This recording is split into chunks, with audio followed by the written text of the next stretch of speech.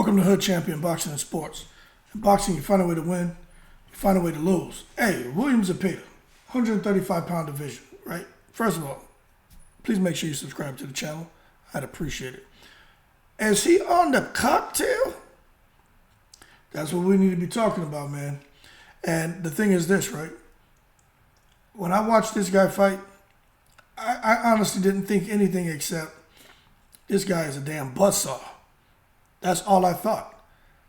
I was like, I'm going to tell you something. It's hard for me to compare his work rate to anything that I've ever seen. We've seen fighters come out there and fight hard from the first second of the first round to the last second of the last round. Manny Pacquiao was one of those guys. Chocolito is one of those guys.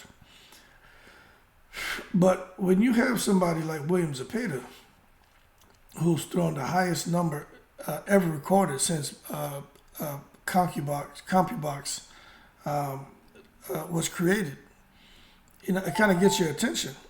But then I see a lot of people in comments saying, "Hey, he needs to be tested. He needs to be drug tested. There's no way in the world a fighter can throw that many punches and just every punch be a hard shot and not get tired, not get fatigued." So when I hear these talks about him being on the cocktail, I have to stop and say to myself, right? First, there's no proof of that. Secondly is if you train to fight that way, that's how you're going to fight. And if you're naturally a strong guy, right? Heavy hands. In that first round, an opponent can realize that they're in trouble.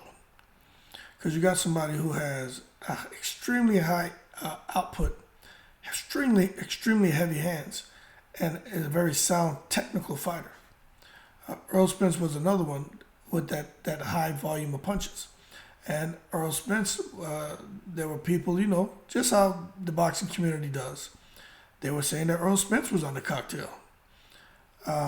So I think it just gets the attention of people when you have someone who could come out there and throw over 100 punches around. That's mind-blowing. And with him, Zepeda, who I call a buzzsaw, he's throwing over 130 punches around. That is crazy. And he does not stop punching. And I'm telling you, he's not just throwing like soft jabs. No, this guy is throwing all kind of jabs, power shots from all angles. And there's nothing that you can do because he just doesn't stop. He's relentless. And I have a tough time thinking that someone out there is going to really have an opportunity to beat him. You saw what he did here to the veteran, Mercedo Justa. You know what I'm saying? They had to stop that fight. It's not just the volume of punches that were coming at Mercedo Justa. It's the accuracy of extremely hard shots. You're talking over 100 shots around that are pinpoint accurate and extremely hard, hitting fighters in their body and in their face and their arms, the side of the head, top of the head. And remember, these aren't soft shots. There's only one outcome, is a fighter getting broken down and overwhelmed. And if his corner doesn't stop the fight to protect the fighter from themselves, that's where a fighter can end up, man, with some serious long-term adverse health issues. But I'm telling you, when I watch the Zepeda fight, y'all need to pay attention. At 135, I'm not so sure anybody really. I'm not so sure if you can't get him out of there or make him respect you. You can find yourself in a bad situation fighting someone like him. I've heard rumors that he ducked Shakir. Everybody wants to say someone's putting duck sauce on the fried rice. But I do think a lot of that stuff happens. And I think because they're looking for the easy kill. You know what I mean? If you're a lion in the jungle, you're not going to go out there necessarily because you're hungry and try to attack another lion. You're going to look for that little gazelle, a little baby gazelle that just, can't walk, barely walk, and then gets lost from the pack, and then you go out there and snatch him up and, you devour him. Or you catch one of them gazelles that's, in the middle of giving birth, and you snatch that little baby gazelle while it's coming out, while it's being delivered. They never had a chance. And that's what I think could be happening. But I'm going to tell you this. This guy Zepeda, what he did to Justa, what he did to Jojo Diaz, I can't see where he gets in a fight with Shakur Stevenson or Devin Haney and people not stop and say, this is a real fight. It doesn't matter how brave a fighter is. When you're getting hit with some hard counters, you're getting beat to the punch, and you end up in this like never-ending storm of just hard shots all over your body, man. Look, eventually you freeze. There's nothing that you can do, and that's what we saw happen with this guy Justin, man. There's just nothing he can do, man. He couldn't avoid taking the punishment because even if he's trying to get out the way, you got Zepeda stepping with you at the same time and still punching. It's crazy. And matter of fact, when Zepeda fought Justa, look, in 5 rounds, he threw 618 punches and landed 286 of them. That's normally what you see with fighters that go 10 or 12 rounds. This man did that in 5 rounds. So in 5 rounds, he basically got what he would normally take over a 10-round fight, fighting a guy like Zepeda. Very unfortunate for Justa. And the thing is, out of those 286 shots, 242 of those shots were power shots. You getting hit out of 286 shots that land, 242 are power shots? And you wonder why a referee will stop the fight or somebody can't continue or a corner will throw the towel in? Man, we're going to see what happens going forward. But we know that he's calling for Devin Haney. They want Devin Haney, but I like Devin Haney. I like Shakur Stevenson. And I'm not saying they will lose to Zepeda. What I'm telling you is that is a fight. And I just think this guy Zepeda, whoever fights him, if the testing isn't happening yet, I think they should make sure there's some testing. Just like Zepeda should make sure whoever he's fighting is getting tested as well. But I just find it odd that a fighter from the first second of the first round can fight the way he fights every single round. I'm talking about his performances. They're not sensational. They're beyond sensational. And I think it's only right and only fair to have a question about Zepeda and how he's able to put on the performances that he does when he gets in the ring. And remember, when it comes to William Zepeda, he's thrown the most punches ever recorded in ConcuBox ever since ConcuBox was created. And that is just absolutely amazing to me. Absolutely amazing. But nonetheless, he got 29 wins. 25 of those wins are by KO. Matter of fact, I wonder if you can see this. For some reason, he's suspended by the Nevada Athletic Commission. He just fought, so I don't know. But he has 86% KO ratio. He's standing 5'9", so he's tall. His reach is about 69, 70 inches, so he doesn't have too much of a reach advantage over anyone.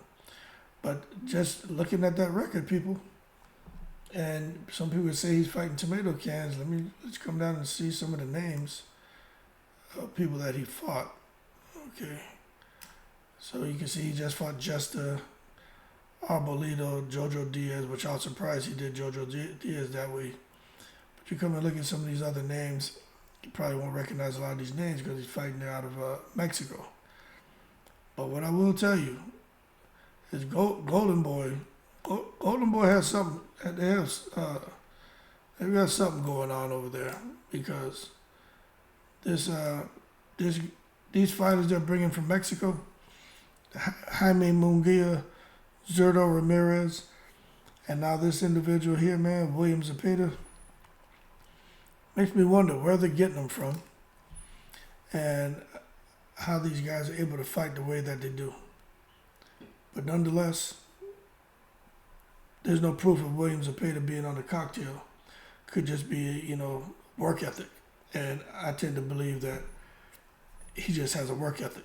But I do think going forward, if he's not being tested, I think for him in his career and to get from underneath this, negative scrutiny of him being someone who could be on pads, because that's something all over BoxingScene.com, in the comments, all over Twitter in the comments.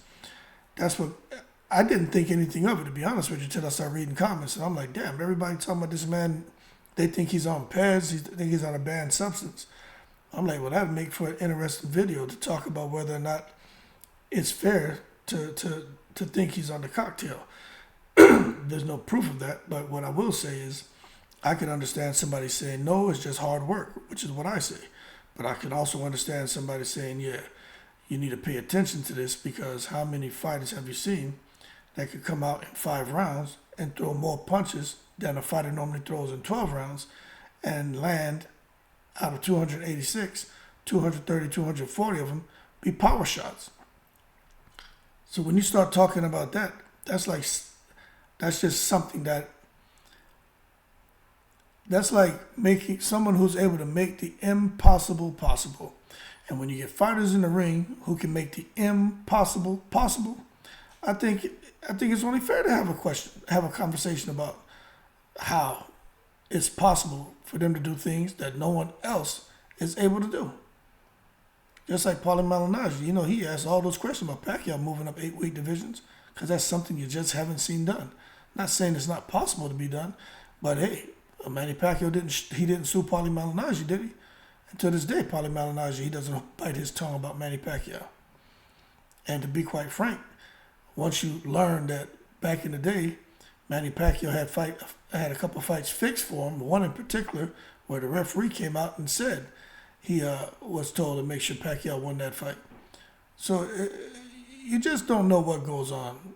But I think any fighter, when there's a conversation that comes up about whether it's fair to question their ring performance and to have conversations about whether they may or may not be on a cocktail, I think all fighters should just kind of stop getting on the defensive because this is just that day and age of boxing where other fighters, and because of their actions, they're making it bad for guys who are clean. And but that's just something that anyone who gets in the ring and does something that is Superman-like, these are the questions that are gonna surface. But what I will tell you is, as far as Devin Haney, as far as Tank Davis, as far as anybody there at 135 pounds, I'm not so sure what exactly is going to, who exactly is going to be able to handle this guy. Because Devin Haney's going up to 140. So I doubt that fight's going to get made. Shakir Stevenson's about to fight De Los Santos, which is a tough fight. And then you got these other guys floating around here in the ring rankings.